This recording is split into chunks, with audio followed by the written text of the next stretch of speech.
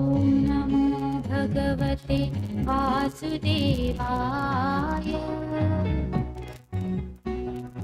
ॐ नमो भगवते वासुदेवाय। ॐ नमो भगवते वासुदेवाय। ॐ नमो भगवते वासुदेवाय।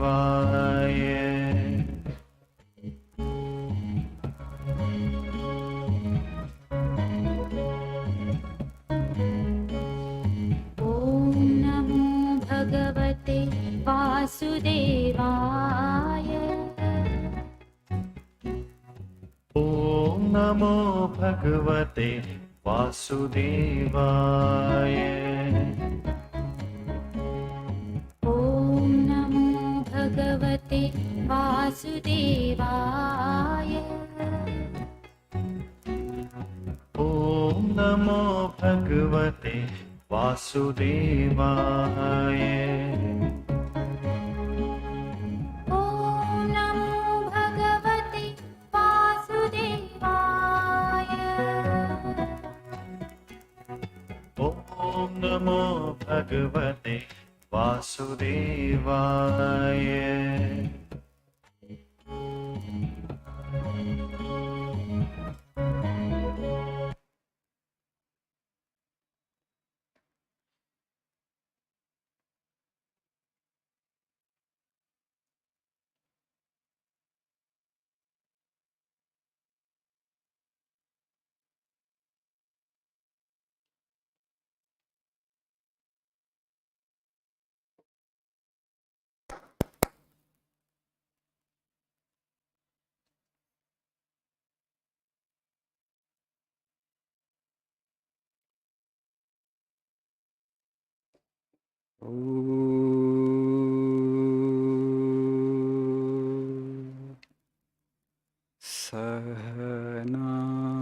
सहनावतु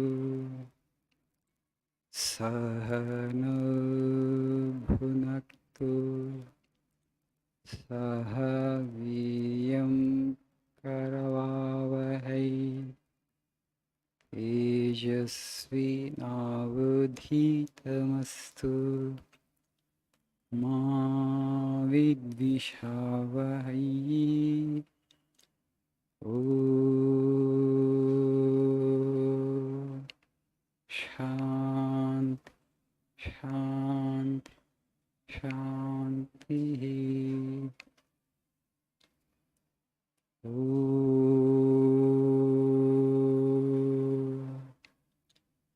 असतो मा सद्गमय तमसो मा ज्योतिर्गमय मृत्योर्मामृतङ्गमय।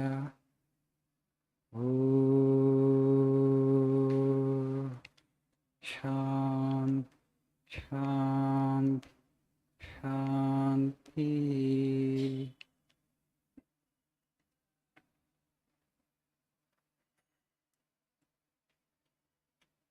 Good afternoon, guten Tag.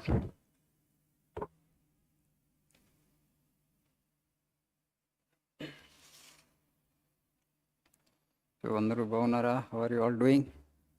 Keeping well? Do you get that joy of learning?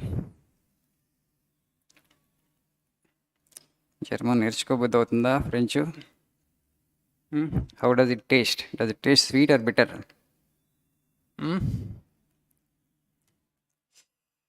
Right.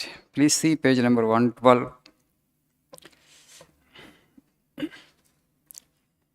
Last quote in the page. The uplift of the women, the awakening of the masses must come first, and then only can any real good come about for the country, for India. It is only in the homes of educated and pious mothers that great men are born. Oh, Vivekananda was the first person to talk about women empowerment. Today, it's a buzzword. The spotlight is on it. Of course, it's a misdirected way, wrong way of empowering. It's not, they have not understood what it really means, to empower a woman. So, but Vivekananda was a pioneer, he was the first person, and 125 years back only Swamiji talked about it. And also, Swamiji saw this as one of the reasons for the India's backwardness. We never bothered to empower the women, and you always neglected the masses. So, these are the two national sins, Vivekananda would say. We have not done enough there, and that's the reason country is lagging behind. Of course, today things have changed. But the second statement in the quote, it is only in the homes of educated and pious mothers that great men are born. That means great men and women, great human beings are born. Yes, today's women are educated, right? They are just on par with men. There's not much difference when it comes to education. But as women, actually, they have another role, that's the role of a mother. So, but today they are so preoccupied with this career, just like men, and they are not able to do justice to their role as mothers. What is the proof? If you just see the last 10 years, the number of children being born with congenital disorders, with autism, cerebral palsy, so many disorders. The numbers are going up by the day. The reason is maternal stress. Humanity is paying a heavy price. Humanity is paying a heavy price because of this maternal stress. Now, mother has to work, and she has to go to work, and then she has to come back home, and she has to carry the baby. And at that particular point of time, if any kind of stress on mother will impact the baby in a negative way, and the damage is almost irreversible. Whatever may be the medical support that you may give afterwards, the damage has happened. You can't undo it. We have some of the centers like Visakhapatnam, Rajkot, where we run the cerebral palsy centers, special children with special needs. Special trainers are there, physiotherapy, speech therapy, all therapies are done. But do whatever you may, but the child will never become a normal child. So you just go back, why such a thing has happened. A defective child was born, mother had undergone some kind of stress. And today government is talking about actually nutritional strategy. Yes, physical health is important, nutrition is important, but along with nutrition, psychological health and emotional health also matters so much. So, but focus is not much on that. Sometimes, we don't know, how priorities, what I should do, what I should not be doing at that particular point of time. And Vivekananda Swamiji said elsewhere, India has a name. Previously, it was called Aryavarta, the land of Aryans. And according to our philosophers, who is an Aryan? A child who is born of prayer is an Aryan. Otherwise, he is a non-Aryan. Aryan means what? A great human being, a evolved human being, a highly civilized human being. Right? India used to be the land of highly civilized human beings, highly evolved human beings.